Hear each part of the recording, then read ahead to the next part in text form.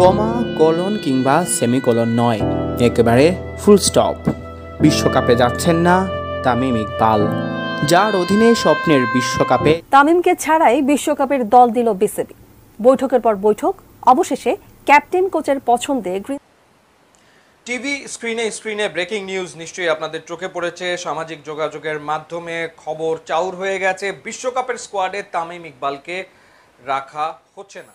আসসালামু আলাইকুম সুপ্রিয় দর্শক বন্ধুরা, অবশেষে শেষ পর্যন্ত বাংলাদেশের ক্রিকেট প্রেমীদের জন্য এক বিশাল দুঃসংবাদের দিন চলে আসলো।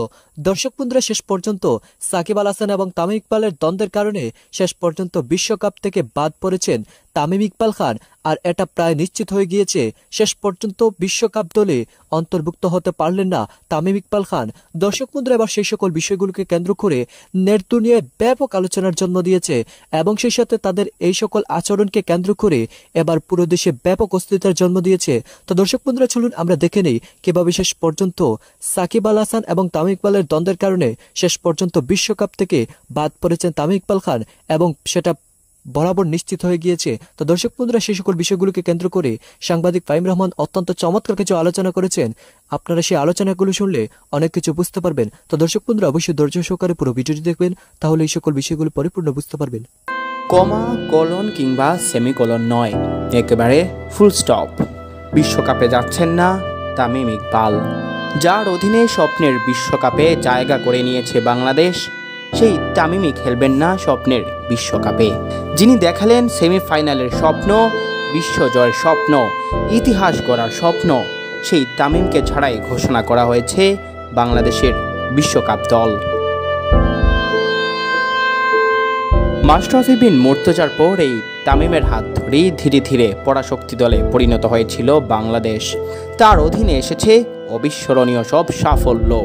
বিশ্বকাপের আগে ইনজুরির কারণে প্রশ্নবিদ্ধ হন তামিম। শতভাগ ফিট না হয়েও খেলতে নামায় পড়েন বোর্ড আর টিম ম্যানেজমেন্টের তোপের মুখে। আর এর জেরে জুলাইয়ের প্রথম সপ্তাহে তামিম দিয়ে বসেন অবসরের ঘোষণা। এরপর মাশরাফির মধ্যস্থতায় প্রধানমন্ত্রী শেখ হাসিনার হস্তক্ষেপে তামিম অবসর ভাঙার সিদ্ধান্ত নিতে বাধ্য হন। তবে চোট সারানোর জন্য চান 1.5 মাসের ছুটি। সেই ছুটির আবেদন মঞ্জুর হয়েছিল।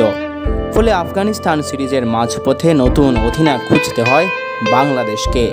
বাকি 2 ম্যাচে দলকে নেতৃত্ব দেন লিটন দাস। ইনজুরি সেরে না ওঠায় এশিয়া কাপও খেললেননি তামিম, এমনকি ছেড়ে দেন অধিনায়কত্ব। এরপর নতুন অধিনায়ক করা হয় সাকিব আল হাসানকে। বদলে যায় দৃশ্যপট। নিউজিল্যান্ড সিরিজ দিয়ে তামিম ফেরেন দলে। ব্যাট হাতে এক ইনিংস খেলার সুযোগ পেয়ে করেন বাজিমাত। এমনকি ফিল্ডিংয়েও যেন ধরা দিয়েছিলেন সেই তরুণ বয়সের তামিম হয়ে।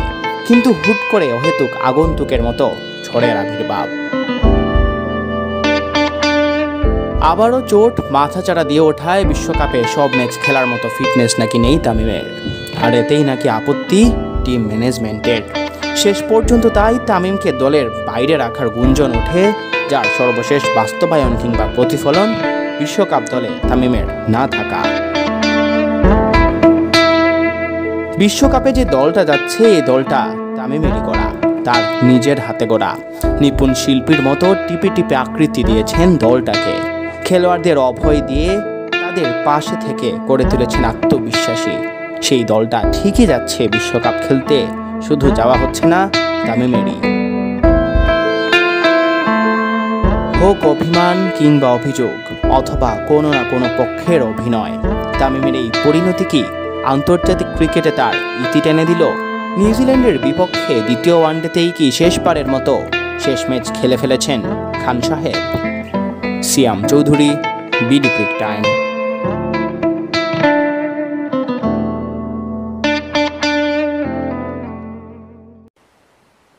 টিভি স্ক্রিনে ব্রেকিং নিউজ নিশ্চয়ই আপনাদের চোখে পড়েছে। সামাজিক যোগাযোগের মাধ্যমে খবর চাউর হয়ে গেছে, বিশ্বকাপের স্কোয়াডে তামিম ইকবালকে রাখা হচ্ছে না।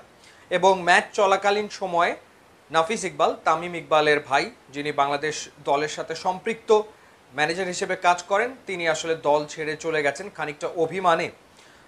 তার মানে দাঁড়ায় যে বিশ্বকাপে তামিমকে ছাড়াই খেলবে আসলে টাইগাররা ইনজুরির কারণে। সেই আলোচনাতে আসছি, তার আগে দুটো উদাহরণ দিতে চাই। নিউজিল্যান্ড বাংলাদেশ সফর করছে। নিউজিল্যান্ড কি কেইন উইলিয়ামসনকে ছুঁড়ে ফেলে দিয়েছে? নিউজিল্যান্ড কি কেইন উইলিয়ামসনের অবদানকে ভুলে গেছে? নিউজিল্যান্ড কি কেইন উইলিয়ামসনের ওপর আর আস্থা রাখছে না? আস্থা রাখছে। কেইন উইলিয়ামসন ইনজুরিতে আছেন দীর্ঘ সময় ধরে, পুনর্বাসন প্রক্রিয়ার মধ্যে দিয়ে তিনি যাচ্ছেন। এখনও তিনি ফুললি ফিট না, এখনও শতভাগ তিনি সুস্থ হয়ে ওঠেননি, কিন্তু তাকে নিউজিল্যান্ড টিম তাদের ওয়ার্ল্ড কাপ স্কোয়াডে রেখেছে।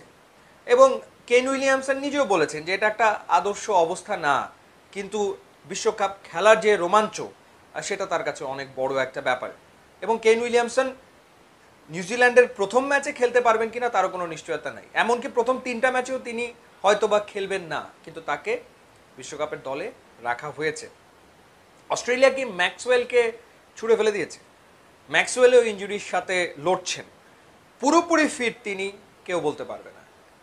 তিনি ইনজুরি মুক্ত হয়ে রিহ্যাবের ভেতর থেকে যাচ্ছেন, শতভাগ ফিট তিনি না, কিন্তু অস্ট্রেলিয়া টিম গ্লেন ম্যাক্সওয়েলকে তাদের ওয়ার্ল্ড কাপ স্কোয়াডে ঠিকই জায়গা দিয়েছে এবং রেখেছে।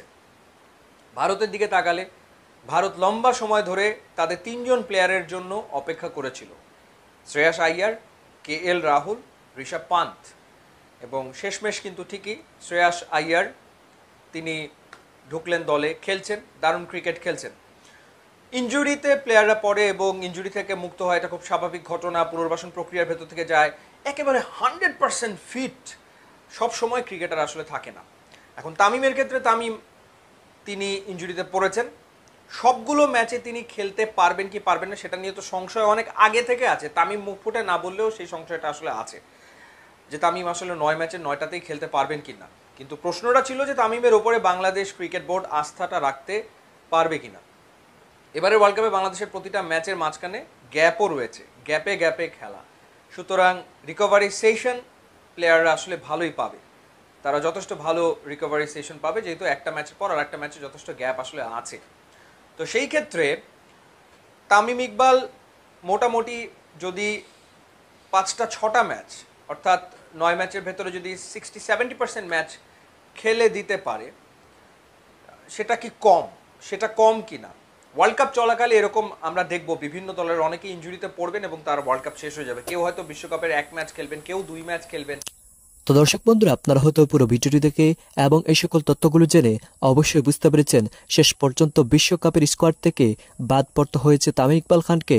যদিও তার গুরুতর অল্প কিছু ইনজুরির কারণে তাকে দলে নেওয়া হয়নি এবং ক্যাপ্টেন এবং কোচের পরামর্শে দল গঠন করা হচ্ছে। যদিও সেখানে শেষ পর্যন্ত মাহমুদুল্লাহ রিয়াদের টাই হয়েছে, কিন্তু তামিম ইকবাল খানের টাই হয়নি। দর্শক বন্ধুরা, এই খবরটি শোনার পর বাংলাদেশের ক্রিকেট প্রেমীদের মাঝে একটা দুঃসংবাদ চলে এসেছে, আর সেই দুঃসংবাদের কারণে সবার মনটি খারাপ হয়ে গিয়েছে। তো দর্শক বন্ধুরা, আপনারা এই সকল তথ্যগুলো জেনে এবং এই সকল বিষয়গুলো জেনে আপনাদের কাছে কি মনে হচ্ছে? তাহলে কেন শেষ পর্যন্ত তামিম ইকবাল খান বিশ্বকাপ থেকে সরে যেতে হয়েছে? অবশ্যই ধৈর্য সহকারে পুরো ভিডিওটি দেখার জন্য আপনাদেরকে ধন্যবাদ। তো দর্শক বন্ধুরা, আপনাদের মতামত কমেন্ট বক্সে জানিয়ে দিবেন।